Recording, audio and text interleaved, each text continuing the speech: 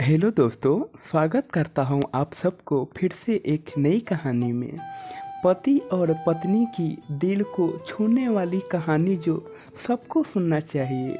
दोस्त, आजकल प्यार होना, फिर शादी होना और कुछ ही समय में डिवोर्स होना इतनी आम बात हो गई है कि ज़्यादातर लोग ऐसी घटनाओं को अब ज़्यादा अहमियत ही नहीं देते।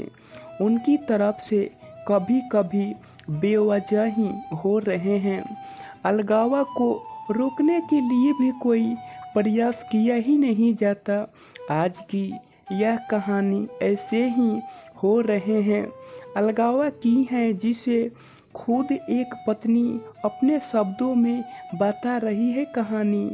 जैसे जैसे आगे बढ़ती हैं तब हम जान पाते हैं कि पत्नी का नज़रिया जो है वो कितना अलग है अपने पति के विचारों से, और कहानी का अंत हमारी आंखें भीगने में सफल होता है।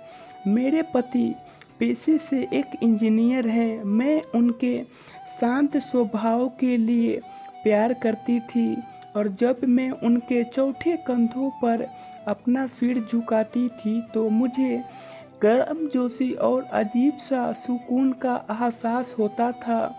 3 साल प्रेम लप और अब शादी के 2 साल बीतने के बाद मुझे यह स्वीकार करना होगा कि मैं इसके साथ थक गई हूँ।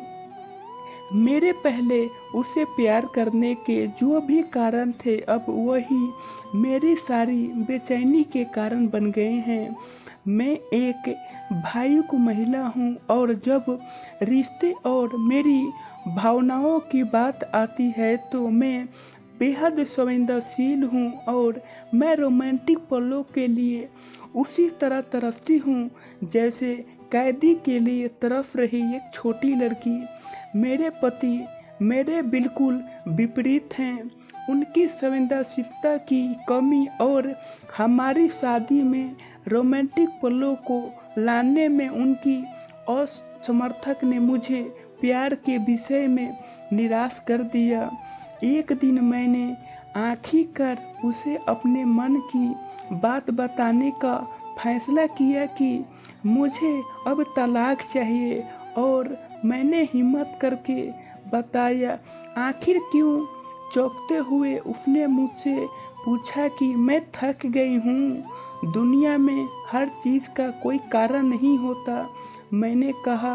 वह पूरी रात चुप रहते और हर समय हाथ में एक जलती हुई सिगरेट लिए गहरे विचार में डूबे रहते थे। मेरी निराशा की भावना और बढ़ती गई, क्योंकि मैं ऐसे आदमी को देख रही थी जो अपनी दुर्दशा को व्यक्त भी नहीं कर पा रहा था। भला मैं उनसे अब क्या उम्मीद कर सकती थी? और अंत में उसने मुझसे पूछा कि मैं तुम्हारा मन बदलने के लिए क्या कर सकता हूँ। किसी ने सच ही कहा है कि किसी को व्यक्तित्व को बदलना मुश्किल है। मुझे लगता है कि मेरा उस पर से विश्वास उठना शुरू हो गया। उसकी आंखों में गहराई से देखते हुए मैंने एक प्रश्न पूछा कि मैं आपसे एक सवाल पूछती हूँ। अगर आपका जवाब मेरे दिल को मना सके तो मैं अपना विचार बदल दूंगी। मान लो कि मुझे एक पहाड़ की चट्टान पर एक खिला हुआ फूल चाहिए, और हम दोनों को यह पता हो कि उस फूल को तोड़ने से तुम्हारी मृत्यु हो जाएगी। क्या तुम मेरे लिए ऐसा करोगे? उसने कहा। मैं कल तुम्हें इसका जवाब दूंगा। उसकी प्रतिक्रिया सुन ही मेरी उम्मीद घबरा गई, और मैं अगली सुबह उठी तो पाई कि वह चले गए थे, और सामने के दरवाजे के पास खाने की मेज पर दूध के गिलास के नीचे उनकी खुरदारी लिखावट के साथ कागज एक पड़ा था, और मैं पढ़े जाने पर यह बात का बयां करता था कि पति की और पत्नी की दिल को छूने वाली चिट्ठी। और प्रिय, मैं तुम्हारे लिए वह फूल नहीं तोड़ूंगा लेकिन अगर तुम चाहो तो मैं तुम्हें इसके पीछे का कारण जरूर बताना चाहूँगा। यह पहली पत्ती पढ़ते ही मेरे दिल के हजारों टुकड़े हो गए। फिर भी मैंने पढ़ना जारी रखा। जब तुम कंप्यूटर का इस्तेमाल करती हो तो तुम हमेशा सॉफ्टवेयर प्रोग्राम को गड़बड़ कर देती हो। अंत में तुम स्क्रीन के सामने बैठकर रोती हो। मुझे अपनी उंगलियों को जिंदा रखना पड़ेगा ताकि प्रोग्राम को पुनः स्थापित कर सकूं और तुम्हारी कीमती आंसू को बहने से रोक सकूं। तुम हमेशा घर की चाबियां गुमा देती हो, इसलिए मुझे दरवाजे खोलने के लिए अपने पैरों को जिंदा रखना पड़ेगा ताकि दरवाज़ा तोड़कर तुम्हें घर के अंदर ले जा सकूं। तुम यात्रा करना पसंद करती हो, लेकिन हमेशा एक नई जगह में अपना रास्ता भूल जाती हो। मुझे तुम्हें रास्ते दिखाने के लिए अपने आँखों को जिंदा रखनी पड़ेगी। तुम्हें हमेशा ठान होती है, जब भी तुम्हारा हर महीने पीडीएस आता है तो मुझे अपनी हथेलियों को जिंदा रखना है ताकि तुम्हारी पेट की ऐंठान को शांत कर सकूं। तुम घर के अंदर रहना पसंद करती हो और मुझे पता है कि तुम अंतर्मुखी व्यक्ति हो। तुम्हारी बोरियत को दूर करने के लिए मुझे तुम्हें चुटकुले और कहानी सुनाने के लिए अपने मुंह को जिंदा रखना है। तुम हमेशा कंप्यूटर और टीवी देखती हो और इससे तुम्हारी आँखों का भविष्य अच्छा नहीं होगा।